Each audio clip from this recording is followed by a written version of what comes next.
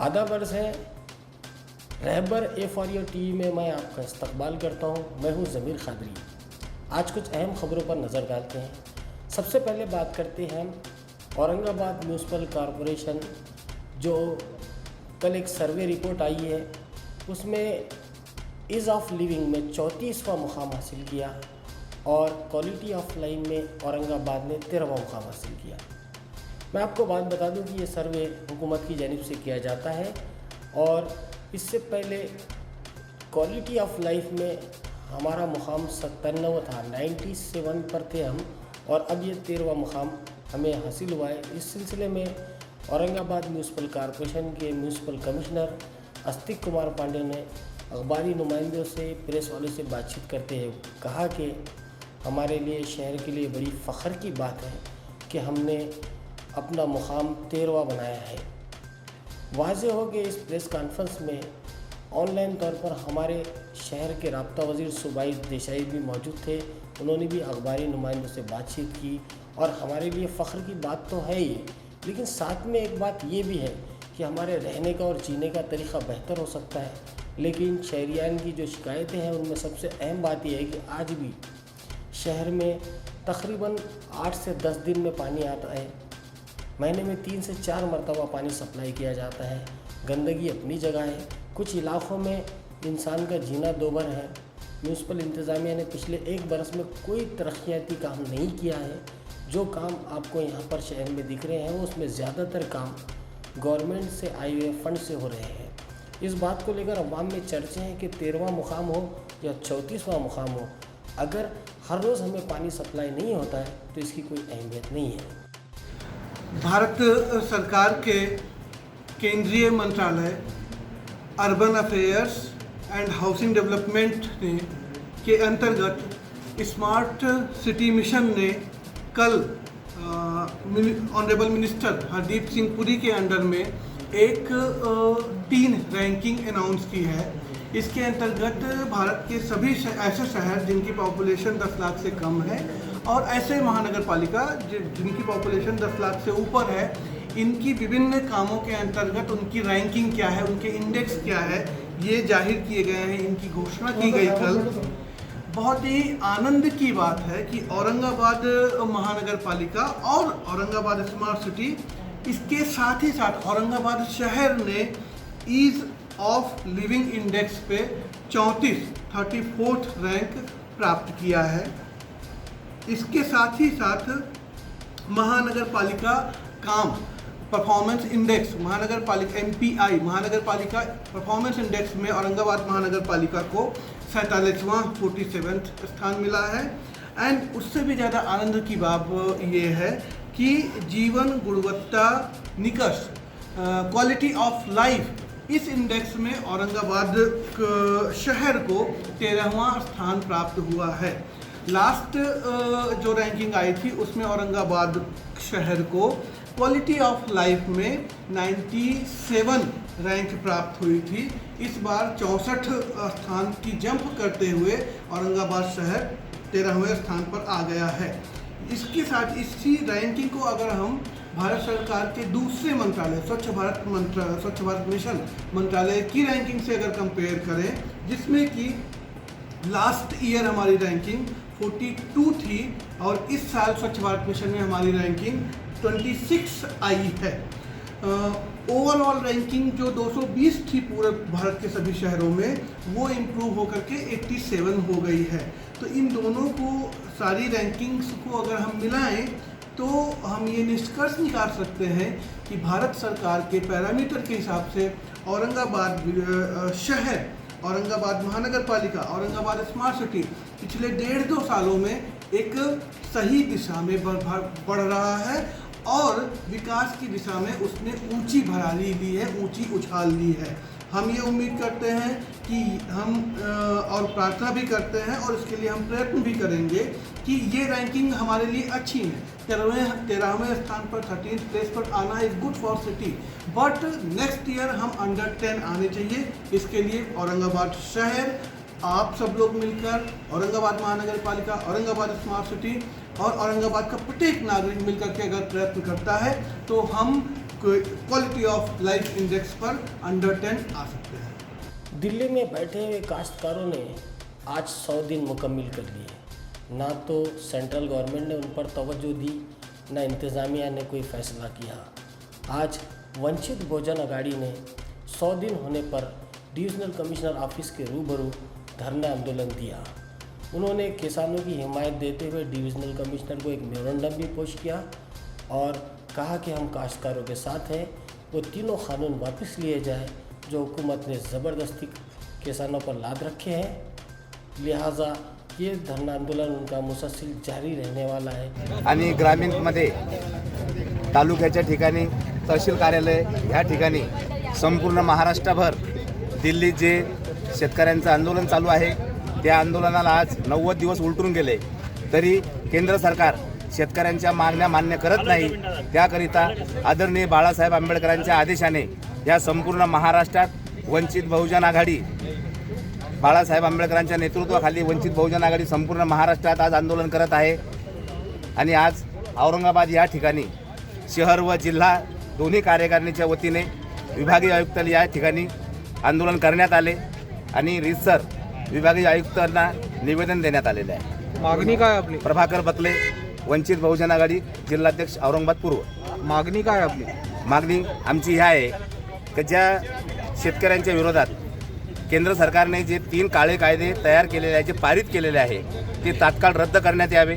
कारण जे कायदे असे आहेत, केंद्र सरकारचं म्हणणं असं आहे का आम्ही 2 मंड्या तयार करणार आहोत। जर देश एक असेल तर मग त्या देशात 2 मंड्या कशासाठी पाहिजे? एक खाजगी आणि एक केंद्र सरकारची। कशासाठी पाहिजे या 2 मंड्या? आणि शेतकऱ्याचा जो उत्पन्न होईल तो शासन खरेदी करणार नाही। जर शासन शेतकऱ्यांचा माल जर खरेदी करणार नाही तर ज्या ह्या भारतभर ज्या स्वस्त धान्याच्या दुकानं आहेत त्या दुकानामध्ये आपण अन्नधान्याचा पुरवठा कसा करणार आहे? आणि जर त्या अन्नधान्याच्या दुकानात जर पुरवठा जर होणार नाही तर ह्या देशात मी असं मानतो या देशातली 70% जी जनता आहे ती रॅशनिंग दुकानावर अवलंबून आहे। आणि जर त्या रॅशन दुकानात जर अन्नधान्यच येणार नाही तर तुम्ही जनतेला काय देणार? ह्या गरीब जनतेला काय खावं? त्याकरता या केंद्र सरकारने शेतकऱ्यांच्या विरोधात जे 3 काळे कायदे जे पारित केलेले आहेत, कृपया करून केंद्र सरकारने 3 काळे लवकरात लवकर परत घ्यावे अशी वंचित बहुजन आघाडीची मागणी आहे। 5 मार्च 2021 रोजी आदरणीय बाळासाहेब आंबेडकर वंचित बहुजन आघाडी संस्थापक अध्यक्ष यांच्या मार्गदर्शनाखाली व नेतृत्वाखाली आज संपूर्ण महाराष्ट्रभर दिल्लीत चालू असलेल्या शेतकऱ्याच्या आंदोलनाच्या समर्थनार्थ आम्ही वंचित बहुजन आघाडी जिल्हा व शहर महिला आघाडीच्या वतीने औरंगाबाद विभागीय आयुक्त कार्यालयाच्या समोर आज धरणे आंदोलन केले। वंचित बहुजन आघाडीच्या मार्फत ही मागणी केली जात आहे की 2020मध्ये जे भाजप सरकारने केंद्र सरकारने शेतकऱ्याच्या विरोधात जे कायदे केलेले आहेत त्या कायद्यामुळे इथला शेतकरी वर्ग हा भूमिहीन होणार आहे। म्हणून हे कृषी कायदे रद्द करण्यात यावे अशी मागणी वंचित बहुजन आघाडी महिला आघाडीच्या वतीने आज आम्ही निवेदनामार्फत माननीय मुख्यमंत्री साहेबांना विभागीय आयुक्ताच्या मार्फत निवेदन देण्यात आलेले आहे। आज वंचित बहुजन आघाडीचे पूर्व पश्चिमचे जिल्हा अध्यक्ष तसेच महिला आघाडीचे शहर जिल्हा अध्यक्ष व कार्यकर्ते पदाधिकारी मोठ्या संख्येने या आंदोलनामध्ये सहभागी झालेले आहेत। मी ॲडव्होकेट लता बामणे, वंचित बहुजन महिला आघाडी जिल्हा अध्यक्ष औरंगाबाद। वंचित बहुजन आघाडीचे राष्ट्रीय नेते डॉक्टर बाळासाहेब आंबेडकर यांच्या आदेशावरून आम्ही इथे जे 3 कृषी विरोधक कायदे जी सरकारने केंद्र सरकारने स्थापित केलेले आहे ते आम्हाला मंजूर नसून आम्ही वंचित बहुजन आघाडीकडनं जे दिल्लीमध्ये शेतकरी आंदोलन चालू आहे त्याच्या समर्थनार्थ आम्ही इथे विभागीय आयुक्ताच्या समोर आम्ही हे आंदोलन घेत आहे। वंचित बहुजन आघाडी आणि वंचित बहुजन महिला आघाडीच्या तर्फे आम्ही शेतकरी आंदोलनाच्या समर्थनार्थ आम्ही इथे हे आंदोलन करत आहे जे दिल्लीमध्ये चालू आहे। त्यांनी जे कृषी विरोधक 3 काळे कायदे जे त्यांनी प्रस्थापित केलेले आहे ते आम्हाला मंजूर नाही। आम्ही शेतकऱ्याच्या समर्थनार्थ इथे आम्ही हे आंदोलन करत आहे। वंदना नरवडे, शहराध्यक्ष, वंचित बहुजन महिला आघाड़ी। औरंगाबाद में लॉकडाउन को लेकर आज अस्तिक कुमार पांडे ने, जो अभी एडमिनिस्ट्रेटिव ऑफिसर भी है शहर के, म्यूनसिपल कमिश्नर भी है, उन्होंने कहा कि फ़िलहाल हालात लॉकडाउन जैसे नहीं हैं, लेकिन अगर कोरोना मरीजों की तादाद इस तरह ही बढ़ती गई तो मजबूरन फैसला लेना पड़ेगा। वाज़ेह हो के 2-3 दिन से कंटिन्यू ये बात खबरों में थी कि औरंगाबाद शहर में लॉकडाउन होने जा रहा है, जिसकी वजह से हर गली चौराहे में इस बात को लेकर लोग बहुत परेशान दिखाई दे रहे हैं। औरंगाबाद शहर में कोरोना विषाणु के प्रसार पर औरंगाबाद महानगर पालिका बारीकी से नज़र रखे हुए है। हम देख रहे हैं कि औरंगाबाद शहर में जो कोरोना के केसेस हैं उनमें थोड़ी थोड़ी वृद्धि होती जा रही है। जैसे कि अगर बात करेंगे तो 2 मार्च को हमारे यहाँ को केवल 283 केसेस थे, 3 मार्च को 307 केसेस सामने आए और 4 मार्च को यानी कि कल 308 केसेस सामने आए हैं। हम देख रहे हैं कि कुछ नागरिकों के गैर जिम्मेदाराना व्यवहार की वजह से कोरोना के केसेस बढ़ते जा रहे हैं। अल्टीमेटली सभी नागरिकों को ये याद रखने की ज़रूरत है कि औरंगाबाद शहर में मेडिकल इंफ्रास्ट्रक्चर की एक सीमा है। लास्ट ईयर मैक्सिमम केसेस आए थे, उसके बावजूद औरंगाबाद महानगर पालिका और ने मेडिकल इंफ्रास्ट्रक्चर मूलभूत सुविधाएं अरेंज करी थी, परंतु इस बार जबकि आधा लॉकडाउन नहीं है एंड शहर में अन्य गतिविधियां सभी सुचारू रूप से चल रही हैं, उस बड़े पैमाने पर मेडिकल इंफ्रास्ट्रक्चर क्रिएट करना एक चैलेंज रहेगा। इसलिए मैं सभी नागरिकों से ये अपील करता हूँ कि मास्क का यूज़ करें, हैंड सैनिटाइज़र का यूज़ करें और सोशल डिस्टेंसिंग का पालन करें। इन तीनों चीज़ों का पालन अगर आप करते हैं तो औरंगाबाद शहर में कोरोना केसेस की संख्या नियंत्रण में रहेगी, उनमें कमी आती जाएगी और औरंगाबाद शहर में लॉकडाउन लगाने की ज़रूरत नहीं पड़ेगी। अगर इसी तरीके से केसेस बियॉन्ड कंट्रोल बढ़ते रहे और हमारी जो मेडिकल इंफ्रास्ट्रक्चर है उसकी लिमिट से अगर बाहर गए तो फिर मजबूरन हमको लॉकडाउन की दिशा में जाना पड़ेगा। ये क्लियर कट संदेश सभी नागरिकों के व्यवहार में, सभी नागरिकों के दिमाग में पूरी तरह से क्लियर स्पष्ट होना चाहिए कि हम जब तक पेशेंट को मैनेज कर सकते हैं तब तक तो हम लॉकडाउन नहीं लगाएंगे, लेकिन जब पेशेंट अनमैनेजेबल संख्या में आने लगेंगे देन फिर लॉकडाउन के अलावा और कोई उपाय नहीं रहेगा कोरोना को नियंत्रण करने के लिए। आज म्यूनसिपल कॉरपोरेशन में 2 नौजवानों ने खुदकशी करने की कोशिश की। इसमें एक नौजवान जो है तो कॉरपोरेशन की 3री मंजिल पर चढ़ गया और ऊपर से छलांग लगाने की कोशिश कर रहा था। इस दौरान सेक्रेटरी गार्ड हिफाजती दस्ते ने ऊपर पहुंचकर उसे किसी तरह बचा लिया। बताया जाता है कि वो किसी अतिक्रमण मामले को लेकर डिप्टी म्यूनसिपल कमिश्नर निकम के ख़िलाफ़ उसने कई बार एप्लीकेशन दिए, उन्होंने फाइल चलाई, लेकिन काम ना होने के सबब नाराज़ होकर वो खुदकशी करने की कोशिश कर रहा था। इसी तरह दूसरे एक वाक़ये में एक और नौजवान ने अपने जिस्म पर गैस तेल डालकर खुदकशी करने की कोशिश की। आज ये 2 मामला कॉरपोरेशन में होने की वजह से दिन भर हलचल नज़र आई। कॉरपोरेशन में ये दोनों मामला पर दिन भर लोग चर्चा करते रहे। यांचं कांडाकोरा येथे एक भव्य असं अनधिकृत बांधकाम आहे।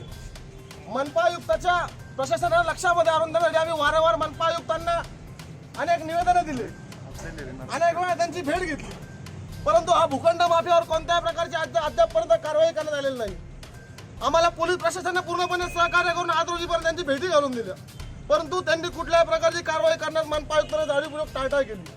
काल परवा मनपा आयुक्ताने सरळ पत्र काढलं होते की तात्काळ अतिक्रमण 24 तास सील करण्यात यावं, परंतु यांना पाठीशी घालणाऱ्या रवींद्र निकम यांनी जाणीवपूर्वक युसुफ मोद यांना पाठीशी घालत त्यांना न्यायालयामध्ये हा वाद चालू असल्याने भ्रष्टाचारी मुकाजी आणि रवींद्र निकम यांचे इलिगलपणे काढल्यावर व्हिडिओ मी गेल्या 3 वर्षापासून पाठपुरावा करतोय। यांची आणि यांची अर्धी प्रॉपर्टी इलिगल पद्धतीनं रवींद्र निकमने बनवलेली।